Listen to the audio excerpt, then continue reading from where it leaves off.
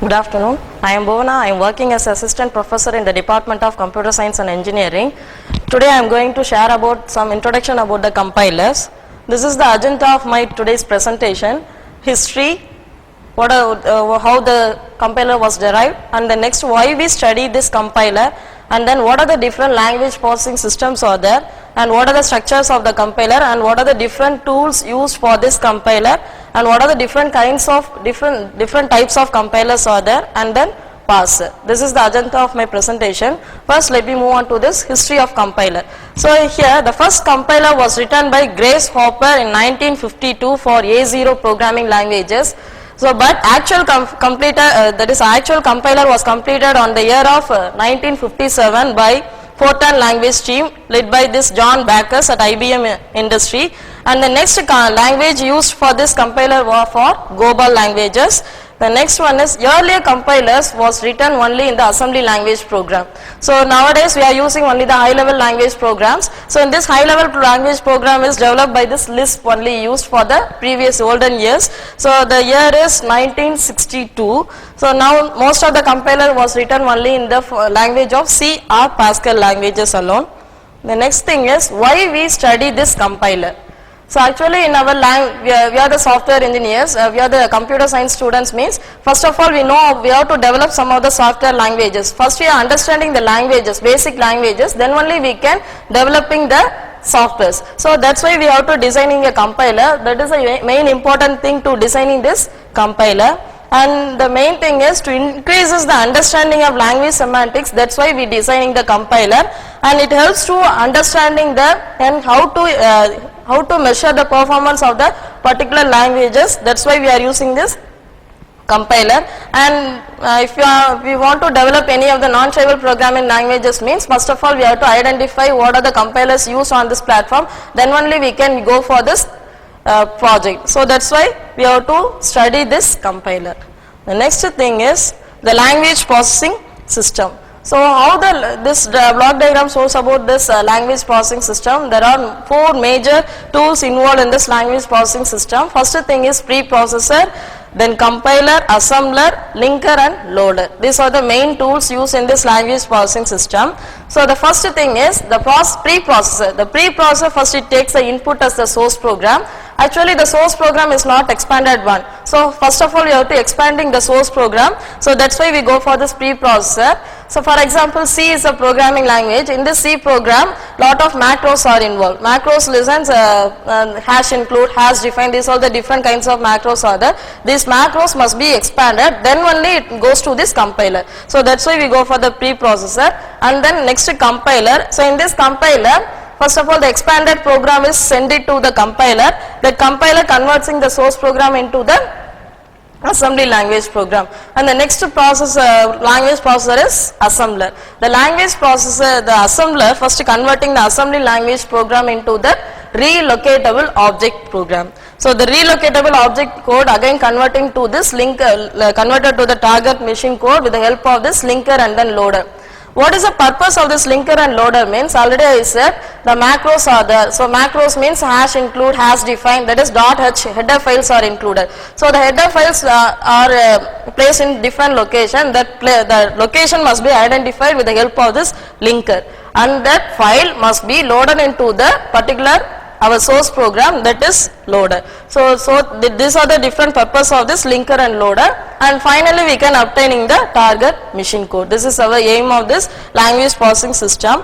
And next move on to what are the different kinds of translators are used. So translator is listens it converting one kind of source language into the other kind of the source languages. Source language is any form of a program, and then target program or object program is any kind of a program. So this what are the different kinds of translators used here is, one is assembler, compiler, interpreter.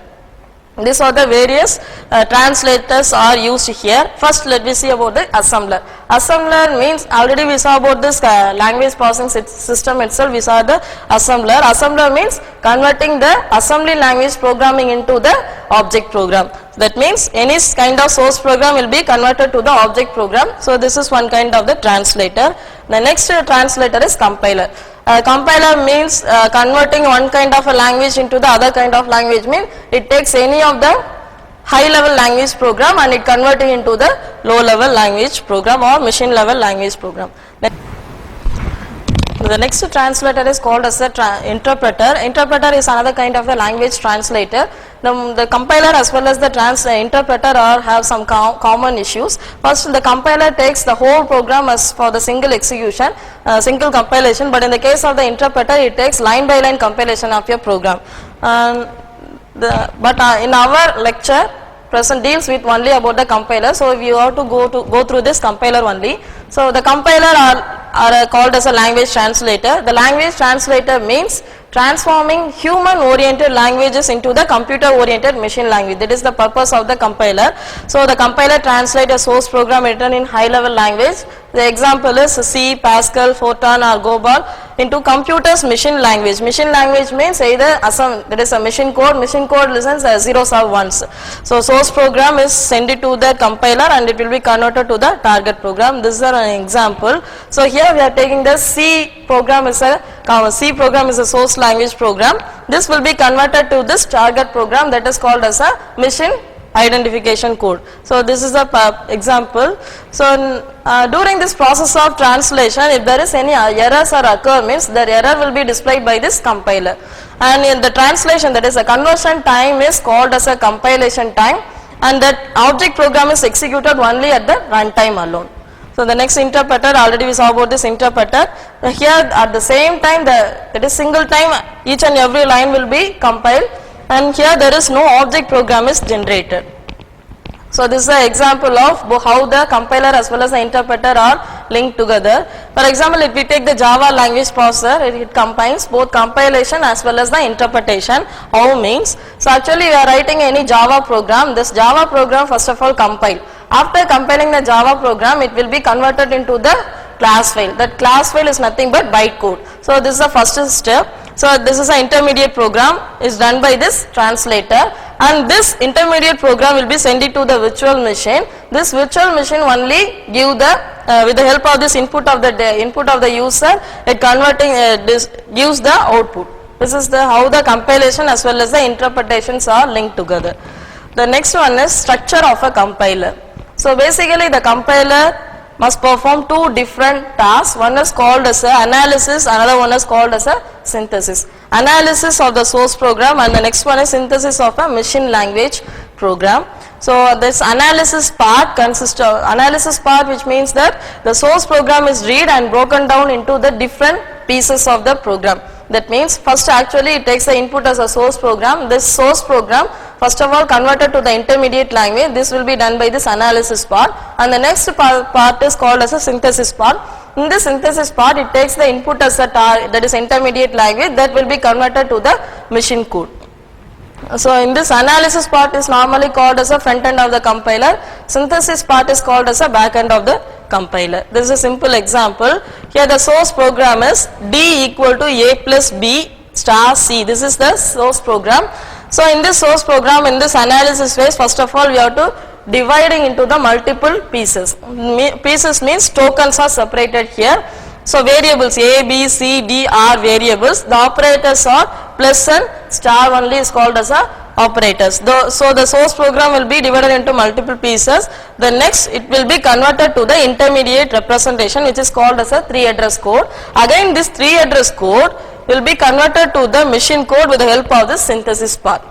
So this is a simple example of this analysis and synthesis part. That is, source program takes 3 different parts. One is the analysis phase takes 3 parts. One is lexical analysis, syntax analysis, semantic analysis. These are all called as a front end. And the next thing is object program is derived with the help of this synthesis phase, that is code generator and then optimization. So the output of this analysis phase is intermediate code, and then input for the synthesis phase is also called as an intermediate code. So the intermediate code is common to both the synthesis as well as the analysis part. So this is the analysis part. Already I said the synthesis part, analysis part contains 3 different parts. One is analysis, lexical analysis, syntactic, and then semantic analysis. Let me see what are the different, what is the main purpose, or what is the main role of this each and every parts. First part is lexical analysis part. So in this part the source program is read and then it will be converted into the different tokens. The tokens will be passed into the syntax analysis. It ultimately derive the hierarchical nature of the source string, and finally semantic analysis. In this step of the semantic analysis, the source string, that is meaning of the source string, is determined by with the help of the semantic analysis. So these are the three parts are included with this analysis, and this is the how the compilation process is carried out in this compiler and how the output will be derived. So there are different 6 phases are the lexical analyzer, syntax analyzer, semantic analyzer, intermediate code generator, optimizer, and then code generator. So this each and every phases are linked with this both symbol table as well as the error handler. So each and every phases, if you need any of the information, means that will be taken from the symbol table. If there is any errors or occur, means that will be intimated to the error handler. The error handler handling all the error messages. So these are the phases of compiler. This is how the process of compiling the simple flow diagram. First stream of characters is sent it to the scanner or lexical analyzer. The scanner processing all the stream of character. The characteristics are differentiated. That means it will be separating all the tokens. Tokens is nothing but a keywords, identifier. These are all called as a token, and this token will be sent it to the parser. The parser accepting all the tokens and it constructing the hierarchical structure, which is called as a syntax tree or parse tree. And this parse tree is the input to the semantic. The semantic analyzer processing all the syntax tree and gives the meaning for the syntax tree. If there is any numerals or numbers are there, that constructing the annotated parse tree. This annotated parse tree is the input to the ICG, intermediate code generator. Here it producing the 3 address code or intermediate code. So again this will be sent it to the code optimization phase. Again the 3 address code only generated, but it may be optimized. And the next phase is code generator. So this code generator only producing the target code, which is called as a assembly code or machine code. So here this assembly code again may be that is optimized, so that we again using the code optimization phase. These are the link how the each and every phases are indirectly linked together. So next let me see in detail about this what are the different phases of compiler. First phase is called as a scanning, that is lexical analysis phase. In this lexical analysis phase reads the stream of character. In the previous diagram shows the stream of characters are there. The stream of characters are separated into the multiple tokens. The tokens is called as identifiers, constants, or any of the special symbols are used, mean that is separated into different token, and then if there is any operators are included, mean which is also grouped together, that is also separate token. So these tokens will be saved into the symbol table. If there is any identifiers are there, mean that will be stored into the symbol tables. The symbol table, how the symbol table are separate, that is what are the fields are used, means the token name and then attribute value. Token name is an abstract symbol is used. So the symbols are identifiers, literals. Literals is nothing but if there is any of the numbers are used, that is called as a literals. Then the special symbols, operators, and then keywords. If the keywords is listened, so if the default depends on the programming languages, keywords are defined. This is a simple example. Position equal to initial plus rate into 60. This is a source program. There is stream of characters are sent it to the lexical analyzer. So scanning will be processed from left to right scanning. Actually the scanning carried out by the left to right scanning. So first we identify what are the different identifiers are there. Now we have to separating the token. So first we have to identify what are the different identifiers are there. Identifiers means the variables. Position, initial, rate, these are all called as identifier. The next thing is assignment symbol. What are the different symbols? Special symbols are used, mean that is also separated as a token. And then operators. Operators means plus, minus. Here we are using the plus and multiplication symbol, and then numbers, literals. So what are the different numbers are used, mean here only 60 is used. So this is the scanning process. So now we are done this scanning process, and the next thing is parsing. So that is syntax analysis. So in this case it accepting the tokens. Based on the tokens it defines a hierarchical structure which is called as a parse tree or syntax tree. So this syntax tree consists of the nodes are there. It's like a graph. So graph means node must be there. So each and every root node must be operator, and then leaf or child nodes are called as a operands. So the leaf node, the interior node represents an operation and the child node represents the arguments of the operation. This is a simple example for the previous stream of character token. So already we defined what are the different variables are there, identifiers, position, initial, rate, these are all the identifier. The example is the source, that is what is the source programming? Position equal to initial plus rate into 60. This is the stream of characters given. So first priority goes to this multiplication. So first thing is, so star, already I said the root node must be, that is interior node must be the operator, the leaf or child node must be the operands. So rate star 60, and then this expression will be multiplied with this, added with this initial, and this total expressions will be assigned to this position identifier. This is the simple example for the syntax analysis. So normally how we are representing this hierarchical structure of the program with the help of the recursive rules means, this is the rule, identifier represented by ID, number represented by NUM, expressions are represented by E. So for this expression, any ID is an expression, number is also an expression, and then if E1 and E2 are expressions, then it may be E1 plus E2, that is also an expression, E1 star E2, that is also an expression. If it is within parenthesis, we have an expression, it is also denoted as an expression.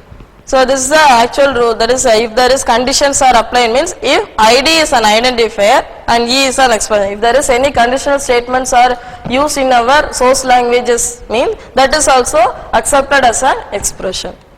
The next one is semantic analysis. So semantic analysis and then syntax analysis both are similar, but here we have to categorizing at the during the runtime as well as the compilation time how the semantic analysis are handled. First one is runtime. In this case of the runtime, it checked only by the dynamically, and the static semantics means here we have to give the type checking and then passing parameters, whether the parameters are passed properly or not, and it constructs the annotated parse tree. These are all done by this static semantics. So this is a simple example. So already you saw about this syntax analysis or syntax tree, the same expression, but here we have to give some meaning. So this is the meaning into real. If there is any 60 is a 60.0 is used to mean that is a fractional value, so it must be converted to into real or into float value. So this is this semantic diagram or annotated parse tree gives some meaning. How the conversion of integer to real is carried out mean, this is a simple example. And the next phase is called as an intermediate code generator. So intermediate representation. After completing all the lexical, syntax, semantic analysis, the final result is intermediate code. This intermediate code or 3 address code is generated by this intermediate code generator only. What are the different properties of this intermediate code mean? It must be easy to produce, and then it should be easy to translate into the target machine. So this is our aim of this intermediate code representation. And how this intermediate codes are written means, there are 3 different rules are there. First one is, first of all you have to use only one operator except the assignment operator. Another thing is, not more than 3 operands can be used. Left side one operand and then right side not more than 2 operands can be used, and temporary variable must be used to hold all the expression value. So these are the main property of this main rule of this intermediate code generator. And how this intermediate codes are represented means, it may be represented by 3 address code or syntax tree or POSIX form. These are the different forms are there. And how this intermediate codes are implemented means, quadruple, triples or indirect triples are used. So this is a simple representation for the previous example, syntax annotated parse tree. So here T, first you have to go to this leaf, bottom to top only we move on to this 3 address code. So T1, that is temporary variable is T1 into real or into float of 60. This will be assigned to T1, and then go to this ID3. This is ID1, ID2, ID3. So ID3 into T1. T1 is, this is T1, and the next T3. T3 means ID2. So this ID2 plus, this is now assigned as a T2, because T2 is already, we find this answer for this multiplication of ID3 into T1, that is assigned to T2. So ID2 plus T2, then finally ID1. This expression's value will be assigned to the position ID1. So this is the intermediate code or 3 address code. The next one is code optimization. The code optimization value output is also similar to the 3 address code, that is intermediate code generator. So here it is better compared to the previous intermediate code generator. That is, it must be faster. It is better. How we are deciding it is better code means faster and shorter code or target code that consumes only less amount of power. That's why we are saying it is a better target code. And then this, for example, this is a previous example. We have 4 statements are needed for the 3 address code, but it must be simplified, that is optimized to this code optimizer. Here T1 equal to ID3 into 60. But in the previous case, we are firstly converting into float, that will be assigned to another temporary variable, and then only we are going to multiply. But already we done this process, so no need to assign the 60 into the some other temporary variable. Directly we can multiply this ID3 into 60, and this will be assigned to T1, and then directly we can assigning the ID2 plus T1 to the ID1. No need to go to this another one temporary variable. That's why we are saying it is a better code. And the next last phase is called as a code generation. Code generation takes an input as an intermediate representation from this code optimizer. So now this intermediate representation will be converted into the assembly code, which is called as a machine code, that is a computer readable format. So for that, what are the different if we have to store this intermediate representation into the some other registers or memory locations are needed to hold all the variables used by the program. So then this is the example of this intermediate from the intermediate representation how the assembly language is derived. That is LDF. LDF is nothing but load float value, that is into the register R2, that is ID3. ID3 is hold into this R2, then multiply R2 into 60.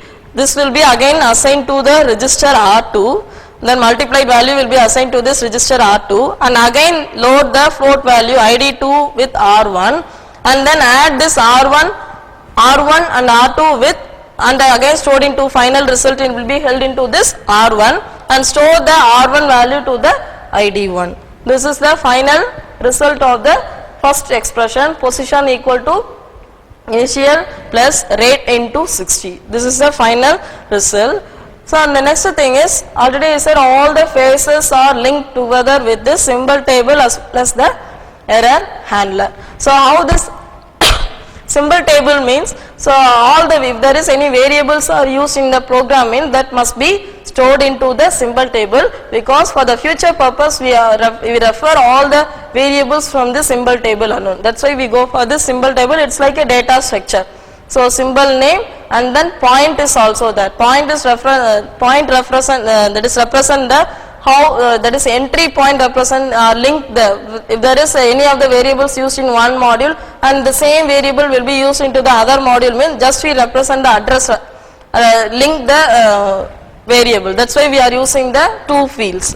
And then it shows the information about attributes of each identifier. What are the different attributes are needed means, first thing is type and its scope and information about the storage allocated to it. These are the things or attributes are needed for the each and every identifier, and it also stores some of the subroutine. If there is any functions or methods are declared, means that methods also stored into this symbol table. But what are the informations are hold into the symbol table for the particular subroutine means, what are the number of arguments are passed and what is the type of these arguments, and what are the different arguments, either it may be a call by value or call by reference, that information, and what is the return type. These kind of information must be stored into the symbol table for the particular subroutine. and each and every phases are linked together with the symbol table and then error handler. So symbol table, how it is refer means semantic analysis already separated tokens will be held into this lexical analysis. This lexical analysis directly stored into this symbol table. And then error handler. Error handler means the compiler, main advantage of the translator for the, that is a compiler translator is, if there is any errors or occur, mean that error messages are displayed by this compiler. That is a very that is main advantage of the compared to the other translators. Then next one is for example, if there is any invalid sequence, character sequence are scanned and it is represented as a token. For example, if. Instead if is actually a keyword. Instead of if, fi is also stored into that keyword, mean that is an error message. So these kind of errors are defined, that is represented by this error handler. That's why we are using the error handler mechanism. And this is the example, all the based on the phases. First position, this will be scanned by the lexical analyzer. It's separating what are the different tokens or the ID1, ID2, ID3. So all the variables or identifiers are separated as a ID, and if there is any numbers are assigned directly. And then parser, syntax analyzer constructing the parse tree, and then semantic analyzer constructing the semantic tree, that is annotated parse tree. Here we are giving the meaning. The next phase is intermediate code generator, that is non-optimized code. So after that code optimization only the code must be optimized, and final result is code generator. The next phase is called as a grouping of, that is next topic is grouping of phases. How these phases are grouped together and what is the main purpose of this grouping. First, this is called as a input front end. Front end already I said the phase is analysis part as well as the synthesis part. So in this analysis part, what are the different processes of analysis part? There are three parts are there: lexical analysis, parser and semantic analysis. So the output of this output of the lexical analysis is given to the parser, and the parser output is given to the semantic analysis, and this semantic analysis output is an intermediate code. This intermediate code is common to both the front end and then back end of the compiler. So the intermediate code, that is the intermediate code is front end is machine independent and then machine dependent. They classifying machine independent and then dependent programs. So the back end takes the input as the intermediate code and it will be sent it to code optimizer, and this code optimizer again send that is optimized code is again passed on to this code generator, and finally we are reaching the target code, that is called as a assembly code.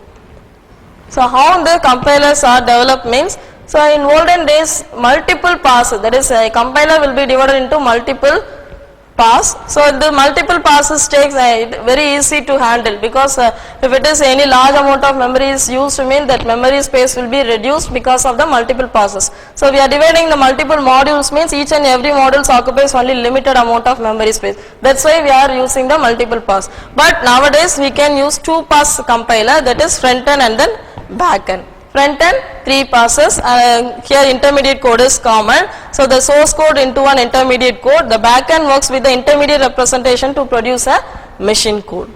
And the next thing is, what are the different types of compilers? So the one pass compiler, multi-pass compiler, load and go compiler, and then optimizing compiler. These are the different compiler types of compilers. So first one pass compiler. So in this one, what is the major difference between the one pass and then multi-pass compiler means, in this one pass it takes only at the same time it takes only the source code, that is processing the source code of your program at one time only. But in the case of multi-pass, that is processing the source program in the several times. So compared to this one pass and multi-pass, one pass takes that is compilation time is very faster. But in the multi-pass it is very slow here, and it has limited scope of passes in one pass, and it has wide scope of the process. So one pass is called as a wide compiler, and this pass multi-pass is called as a narrow compiler. Example is Java, and for one pass compiler example is C, Pascal, Gobal. These are the languages or the example of the one pass compiler. And the next pass, the next type of compiler is load and go compiler. So in this load and go compiler, it generates a machine code immediately execute. So after executing the source program, it immediately gives the output, that is a machine code. The next compiler is it producing the either obsolete code that is executed immediately upon conclusion of the compilation, or object code that is transferred by linking and then loading. If you are using the assembler, because the linker and loader takes the input from the assembly language, so it relocatable machine code only given into the linker and loader, that again processing, linking and loading, after that only we can get the output. So it takes some more time while you are using this object code. Then optimizing compiler, this is the last compiler type, loop optimizing compiler, and then data flow functions, and then code generations, then functional languages are used, and then procedural optimizations techniques are applied, and then SSA, that is static single assignment based optimization, is also applied to this optimizing compiler. And what are the different compiler construction tools are used? So the compiler construction tools also derive based on their phases. What are the phases we saw about the compiler? Based on the phases of the compiler only the compiler construction tools are derived. So it is also called as a compilers or compilers generator or translator writing system.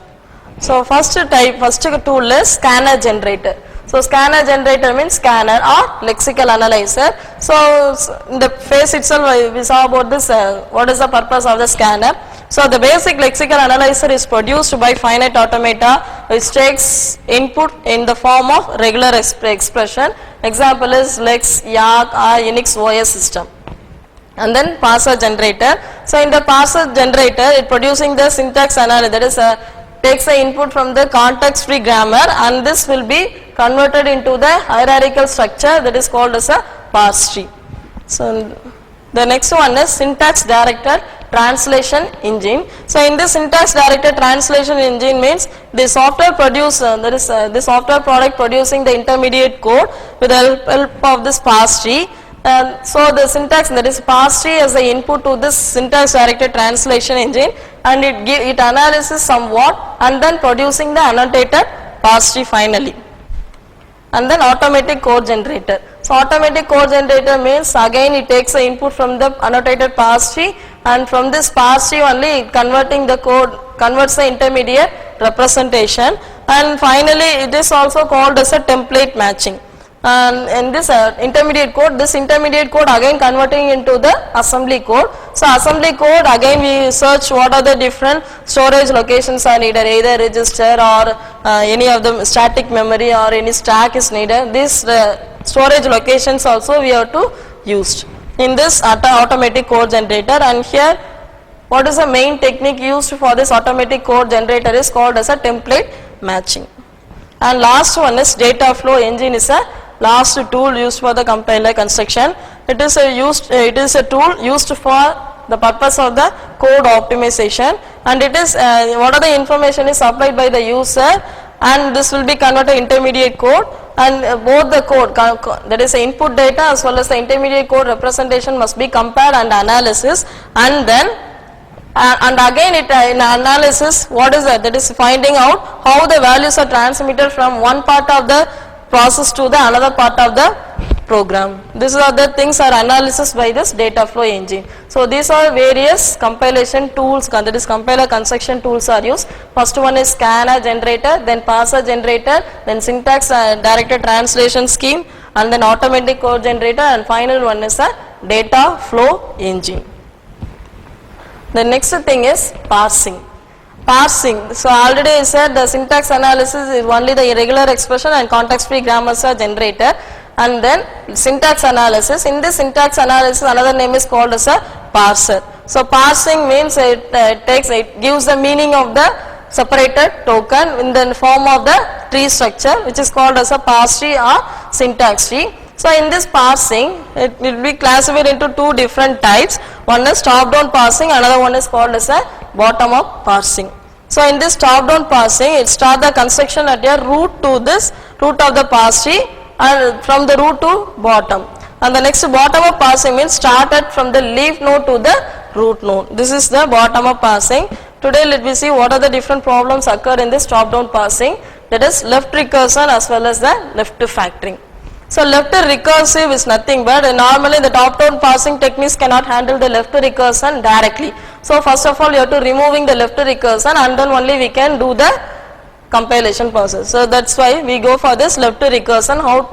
Today let me see how the left recursions are removed and then left factoring are removed. So this is a syntax given. The grammar is a left recursive. If it has a non-terminal a such that there is a derivation a plus tends to a alpha for some string alpha. So here, so we have to converting this, that is we have to handle what are the different left recursions are there. This left recursion must be removed. So this is the format, that is a tends to a alpha beta. After eliminating the left recursion, a tends to beta a dash, then a dash tends to alpha a dash epsilon. This is the format. So we see one example. So e tends to e plus t. So this is a given expression. So this is without removing a left recursion. So this is after eliminating the left recursion. Let me see one example on board. So this is the given expression. So this expression having some left recursion. Now we have to eliminating the left recursion. How it means? First, that is a tends to a alpha beta. This is the given production. This is the form of the grammar.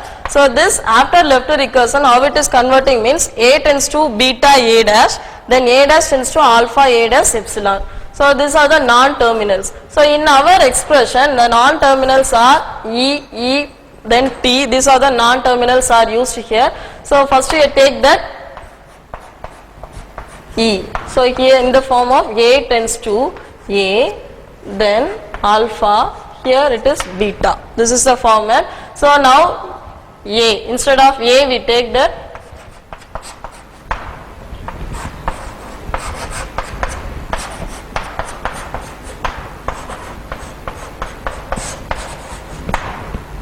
so this is the syntax after removing left recursion. So instead of a we write that e and then beta. For beta we have to write about this t, then for a dash e dash, then for a dash again we go for this e dash, then instead of alpha here what is alpha plus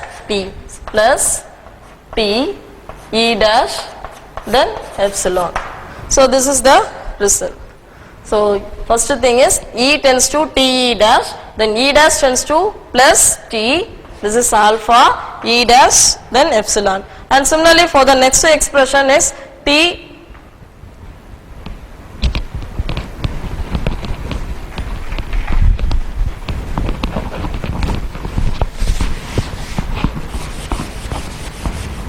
the next expression is t tends to t star f. So t tends to t star f. Again we write that a, then a is t. So left side and then right side both first expression must be the similar. Then we can say it is a non-terminal, and then alpha is star f, then beta. So a, that is t tends to, beta is f, then a is t, so t dash, then a dash. What is a dash? A dash means a is t, so t dash tends to, what is alpha? That is star f, t dash, then epsilon. So this is the next expression. T tends to f t dash, then t dash tends to star f t dash, then epsilon. Then finally there is no recursion, left recursive is there. So directly as it is we can take. This is another problem. A grammar cannot be immediately left recursive, but it still can be a left recursive means. So if we have to apply the left recursion and again we are applying the left recursion for the, that is 2 times we have to apply the left recursion. So here s tends to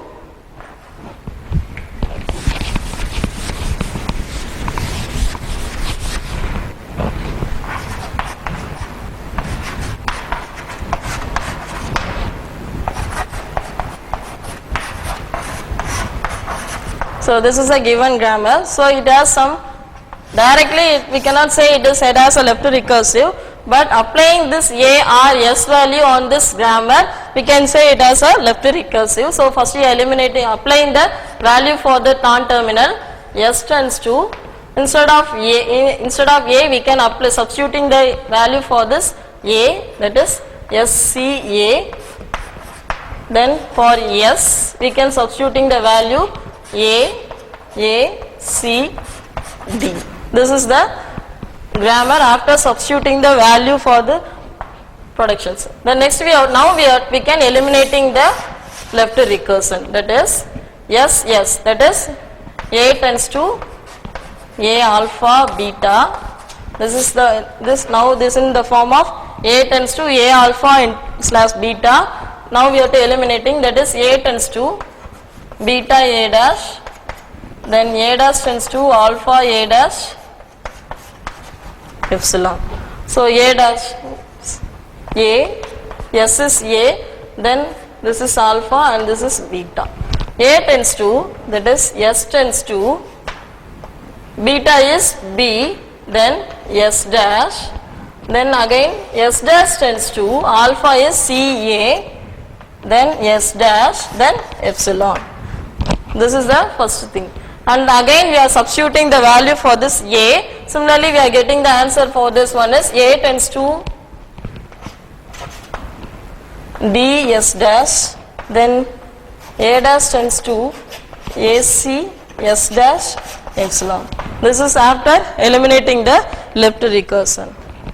So this is the algorithm given. So in this case, the non-terminal may be in the form of A1 to AN, that is AI to AJ gamma. This may be written as AI tends to alpha 1 gamma up to alpha K gamma. So here K tends to up to the n number of terminals or combining grammar symbols can be used. So now we have to eliminating the left recursion, then only we can apply to this parsing.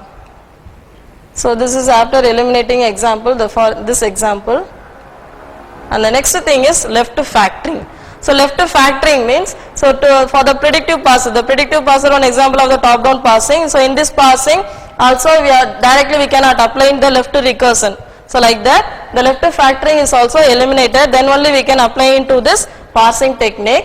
So you see this is the general equation, that is A tends to alpha beta 1 alpha beta 2. So after removing the left factoring, this is the grammar. A tends to alpha A dash, then A dash tends to beta 1 and beta 2. So like that we can completing the up to K symbol we can write. So see the example. So this is the format. A tends to alpha beta 1 alpha beta up to alpha beta n. The production rules expanded with this n or m, that is gamma 1 to gamma m.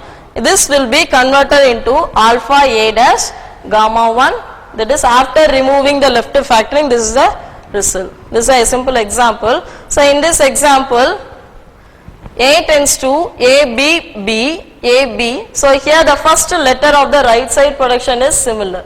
So this will be taken as a alpha value. Alpha beta 1 beta n. So this is considered as a alpha. Then remain, these are considered as a gamma value. So again this gamma we are applying the alpha beta value. So alpha A dash, then gamma 1 up to gamma n. So alpha is here A, then for A dash again A dash, and similarly directly applying the gamma value. Here gamma values are CDG, CDEB, CDFB. These are the gamma values. Again this gamma value we have the some common left factor value, that is CD, CD. So again we rewriting this production as A tends to A dash, this is the first form, and again we are applying CD. What is A? A is A dash. So this is the first form, and again we are applying the A dash. How we are writing the A dash means beta 1 up to beta n. So what is A dash? BB, that is A dash means what are the beta value, that is BB. So BB and then next to B. This is A dash. A double dash. Why we are using the A double dash means after removing the left factoring, again we are getting the left factor value. That's why we are using the A double dash. Then G, EB, then FB. So this is the final result after removing the left factor. So this is another example. So these are the references I have referred. So let I conclude my topic. Up to now we saw about only the what are the different introduction about the compiler and what are the different phases are there, how the compiler was derived and how these structures are derived. These are the things saw about this compiler, and the last one topic is parsing. So we saw only about the left recursion and then left factoring. So up to now I think this is very effective. I expect to see. Okay, thank you.